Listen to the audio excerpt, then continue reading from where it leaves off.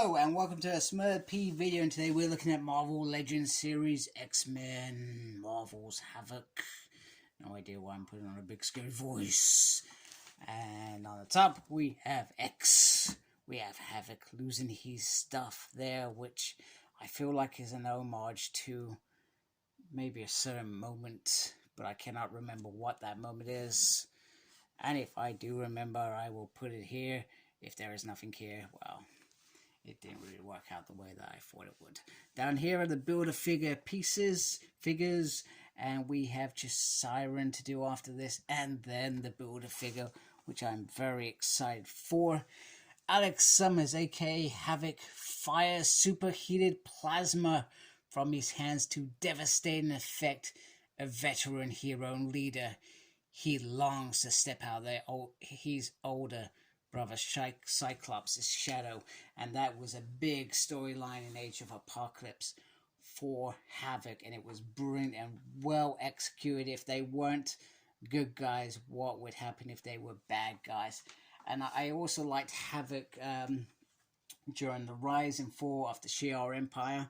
I loved him as the leader, and I honestly wanted a Starjammers series with half the X-Men, half the Starjammers that were left. It just never materialized, and they ended up returning him to be in Uncanny Avengers, where he was meant to be the leader of this unity group of mutants and superheroes. And he ends up marrying Janet Van Dyne, if I remember correctly, and that ends in Axis when he is actually a villain, because the Red Skull just inverts him, and he doesn't get reverted back or something or another. And I haven't read that for a long time, to be fair, so give me some kudos for at least remembering that bit. Anyway, in terms of Havok now, they've sort of made him seem like a broken man in Hellions,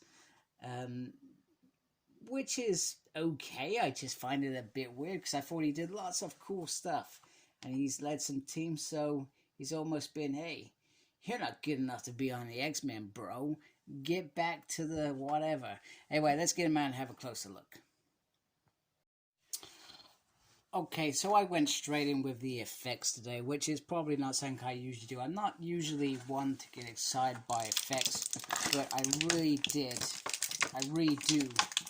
And I'm sorry, I'm trying to get the other piece out of there. So I'm really excited about this. So they're giving us some new effects for Havok, so that these can go sort of on his arms there, and you can sort of show him as, I don't know, blasting something, his powers, plasma, whatever. Anyway, I kind of like them. I feel like they're really cool, but then I get a bit weirded out. So I tell you why I'm weirded out. I'm weirded out by this big piece behind him, which to me makes no sense, because his powers, and if I remember correctly, this way wears this to focus that power that ends up being generated out of his hands, or in some cases his chest. So this piece on the back is really weird. It's very decent. It's really weird. Ooh, sorry, my camera stopped focusing. There we go. I almost feel like, in reality, they should have found a way to sort of generate it there, clip on the waist or something there, and sort of like a big blast. But I still feel like this would be too big for that. It just needs to be a slightly bit bigger than the chest, and you can just, you know, show that effect. That would have been cool, Hasbro. Not sure what they were thinking with that, but hey, you know, they've given us something different.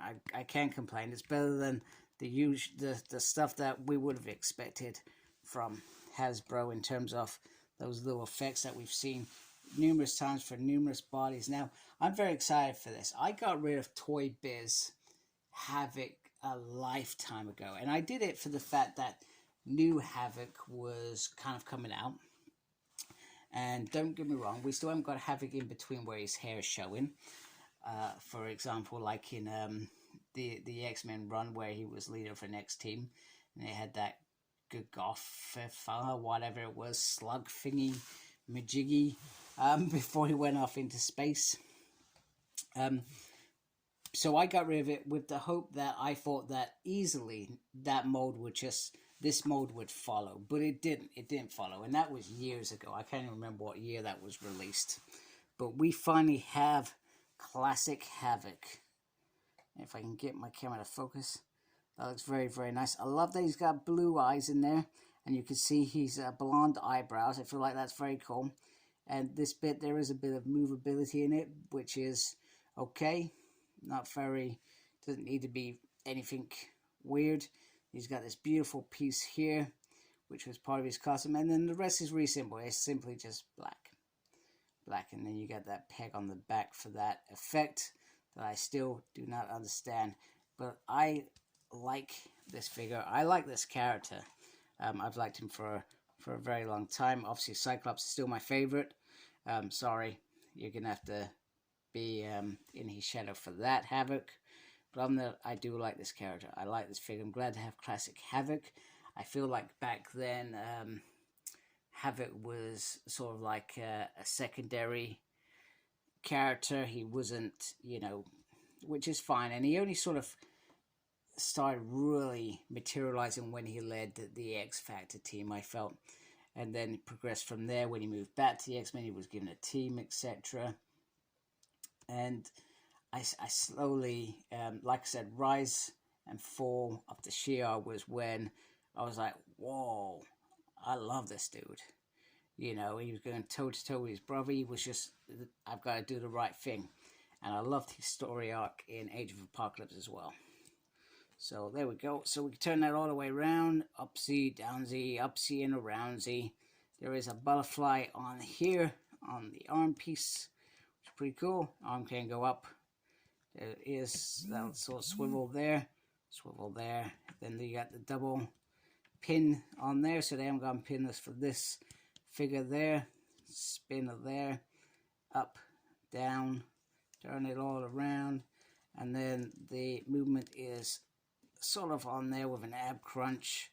In fact, no, the movement it's just up and down. And then he's got a spinning there.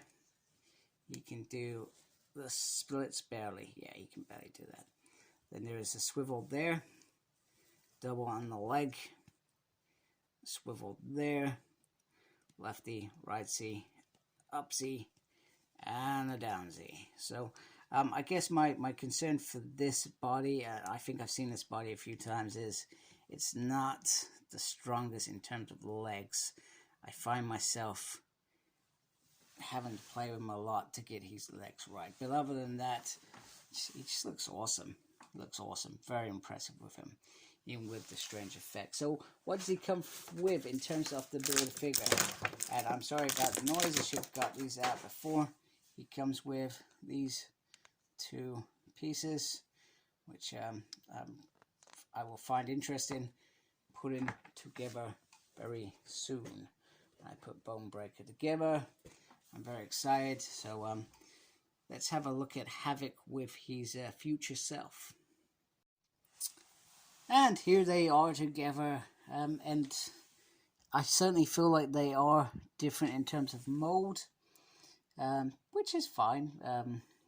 Yeah, I definitely see difference, especially in the legs. The legs are certainly different. I'm not going to pretend to understand which legs belong to who before and whatever, because I will never ever remember. So anyway, there is Havok. There is older Havok. Looks pretty nifty. And now we just need in between Havok with blonde hair. In fact, you know what? In hindsight, I should have brought up X Factor Havok as well. I'm not sure what went wrong there and why I didn't bring him. And here he is, showing up like a boss. And I completely forgot about him when I was doing this review, that he should be in here.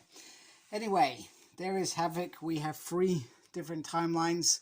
I really want the in-between, this one and this one where he was in that team on Earth with his blonde locks hanging out. In fact, I think this is more of uncanny Avengers Havok anyway.